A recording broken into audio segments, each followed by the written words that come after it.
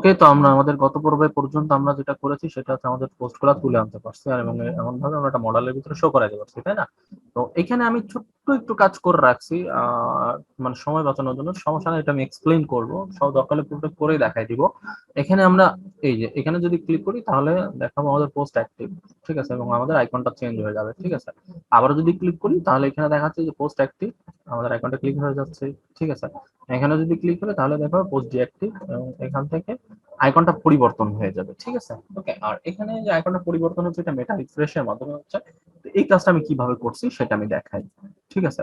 তো প্রথমে আমি যেটা করতে পারি সেটা হচ্ছে আমি যেটা করবো সেটা হচ্ছে আমি এই বাটনটাকে কন্ট্রোল সি চেপে কপি করে নিয়ে এসে আমি নিচে রাখতেছি, মানে আপনাদের আবার পুনরায় দেখাবো যার কারণে। ওকে,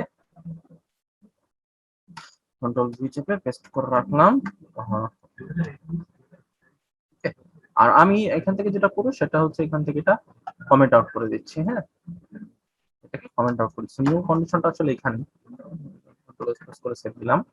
আর তারপর আমরা যদি এবার এখানে আসি তাহলে দেখবো আমাদের এটা কিন্তু আর কাজ করবে না, ঠিক আছে, দুইটাই হলুদ হয়ে গেছে। আমরা যতই ক্লিক করি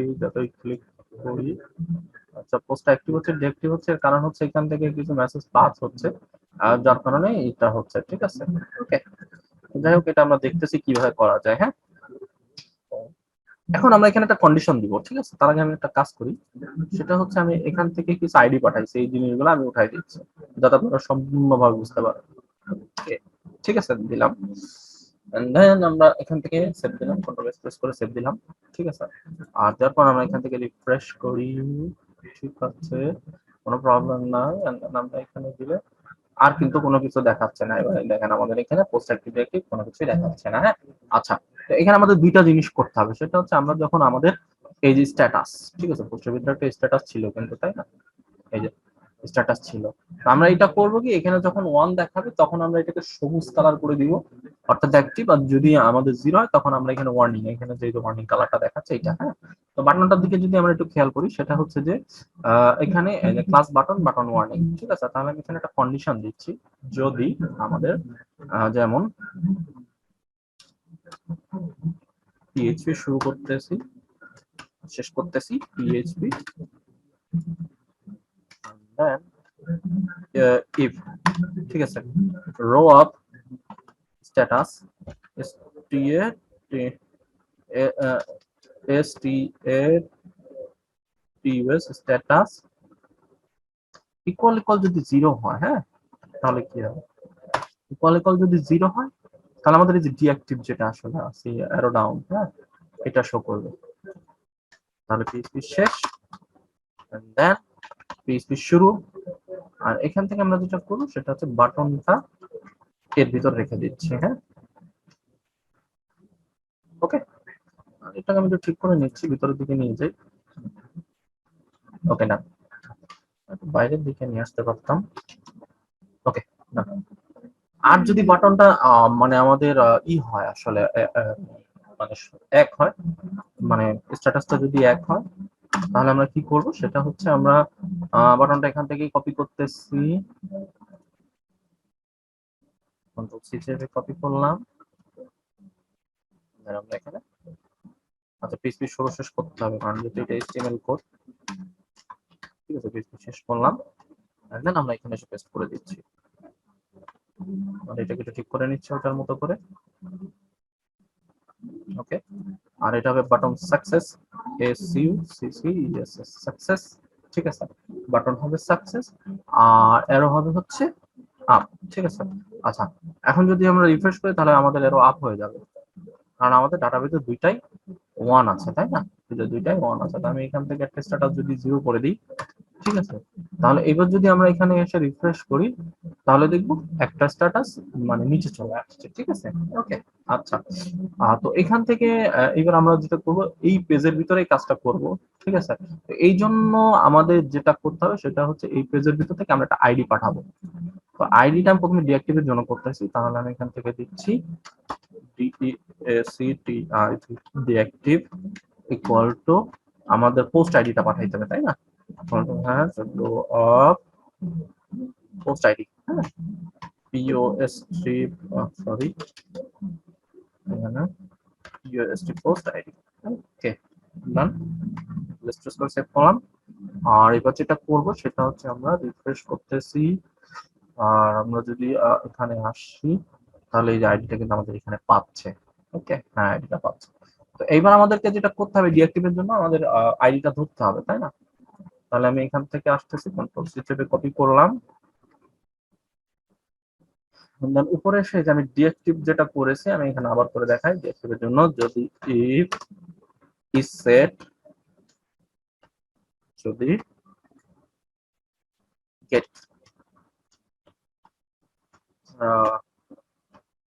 ডিঅ্যাক্টিভ হয়, তাহলে আমি দেবো হচ্ছে ডিআইডি, অর্থাৎ ডিঅ্যাক্টিভ আইডি। ডিঅ্যাক্টিভ আইডি কি হবে আমাদের, কন্ট্রোল সি চেপে। আচ্ছা, এই আইডিটা এখন আমরা একটা ফাংশনের মাধ্যমে পাঠিয়ে দিব। পোস্ট পোস্ট এটা কিন্তু আমি আগেই তৈরি করে রাখছি, তাই না? তাহলে আমি যেটা করব, DESC TIV deactive equal to PT DESC TIV deactive POST post, and then আমরা এখান থেকে ডিআইডিটা পাঠিয়ে দিব। আচ্ছা, এটা গেল। আর এবার আমরা যেটা করব, ডিরেক্টিভ পোস্ট, এই মেথডটাকে আমাদের পোস্টের ভিতরে তৈরি করে নেব। ঠিক আছে, এখানে আমি তৈরি করে রাখছিলাম, এটা আমি উঠাই দিচ্ছি। পাবলিক ফাংশন ডিরেক্টিভ পোস্ট, আর এখান থেকে আমরা যেটা করব আপডেট করে ফেলবো। হ্যাঁ, তাহলে আমি দেব হচ্ছে ডিকিউ, অর্থাৎ ডিকোয়েরি। আমি ছোটখাটো নাম দিচ্ছি, আপনারা ভালো মিনিংফুল নাম দিবেন। তাহলে UP upd update table post set set STAT status equal to, আমাদের যখন ডিঅ্যাক্টিভ করে ফেলবো, অর্থাৎ ডিঅ্যাক্টিভে যখন ক্লিক করব তখন স্ট্যাটাসটা অন হয়ে যাবে, তাই না? তাহলে অন, এটা কি ধরে হবে, W H E R E where post ID UST post ID equal to আমাদের ডিআইডিটা। ঠিক আছে, D DID D. Okay, and then আমরা তো যেটা বলবো D result D DSCO D SQL to result is equal to this db and then update। ঠিক আছে, আমি এখানে দিয়ে দিচ্ছি।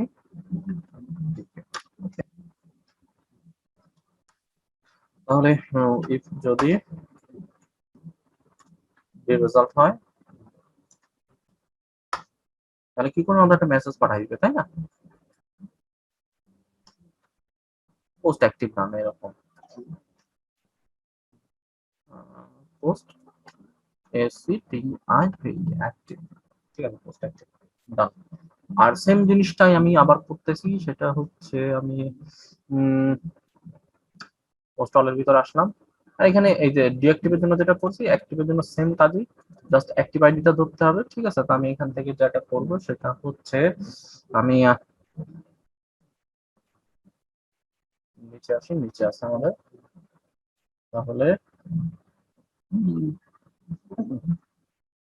এই যে অ্যাক্টিভ আইডি টু র পোস্ট আইডি। ঠিক আছে, তাহলে আমি এইচআরইএফ এর ভিতর থেকে এতটুকু কপি করে নিচ্ছি, কন্ট্রোল সি চেপে কপি করলাম, আর কন্ট্রোল ভি চেপে পেস্ট করলাম। ঠিক আছে, দিয়ে আমি এখান থেকে জাস্ট ডিঅ্যাক্টিভ না, আমি অ্যাক্টিভ আইডিটা পাঠাই দিচ্ছি। এই যে অ্যাক্টিভ আইডিটা, এন্ড দেন অ্যাক্টিভ আইডিটা আমি ধরবো কোথা থেকে, আমরা এই যে অ্যাক্টিভ, যদি if is set get active হয় তাহলে অ্যাক্টিভ। ঠিক আছে, সেম ভাবে আমি এখানে ধরছি অ্যাক্টিভ আইডি, অ্যাক্টিভ আর পোস্ট অ্যাক্টিভের ইসের ভিতরে যাবে, অর্থাৎ অ্যাক্টিভ নামে একটা মেথডের ভিতরে যাবে।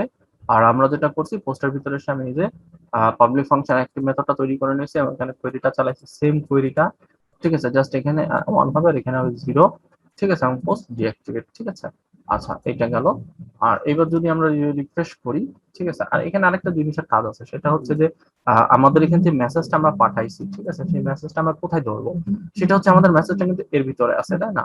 এর ভিতরে আছে, অর্থাৎ ডিএক্টিভের মেসেজটা আছে এর ভিতরে, আর অ্যাক্টিভের মেসেজটা আছে এর ভিতরে। তাহলে আমরা এখানে এসে যে ক্যাটাগরিতেও যেভাবে এসএমএস শো করাইছিলাম, যে স্ক্যান যদি সেট যদি পোস্টটা অ্যাক্টিভেটেড থাকে তাহলে অ্যাক্টিভ হবে, আর যদি ডিঅ্যাক্টিভ থাকে তাহলে ডিঅ্যাক্টিভ হবে, ঠিক আছে, এটা দেখাবে। ওকে, তাহলে আমি এখান থেকে এবার যদি রিফ্রেশ করি, দেন আমরা এখানে একবার ক্লিক করতেছি, হ্যাঁ, পোস্ট অ্যাক্টিভ হয়ে গেছে। এই যে আপ এরো চলে আসছে, আমি নিচের পোস্টটা অ্যাক্টিভ করে দিচ্ছি, ঠিক আছে। দেন আমরা আবার ই করলাম, হ্যাঁ, পোস্ট অ্যাক্টিভ হয়ে গেছে। আর এইটা কিন্তু রিফ্রেশ হচ্ছে, কোথায় রিফ্রেশ হচ্ছে, এই যে মেটার ই করছিলাম আমরা, তাই না? এন্ড এটাকে যদি আমরা আসলে ওইভাবে করে দিই, কমেন্ট আউট করে দিই, তাহলে দেখি কি হয়। কমেন্ট আউট যদি হয়, ঠিক আছে, এইবার কিন্তু এটা আপডেট হচ্ছে, কিন্তু এই যে পোস্ট অ্যাক্টিভ হয়েছে, কিন্তু এটা কিন্তু আর আপ হচ্ছে না। তার মানে আমাদের মেটাটা যদি একবার রিফ্রেশ হয়, আমরা যদি একবার একটু রিফ্রেশ করি, তাহলে দেখবো এটা কিন্তু আপডেট হবে।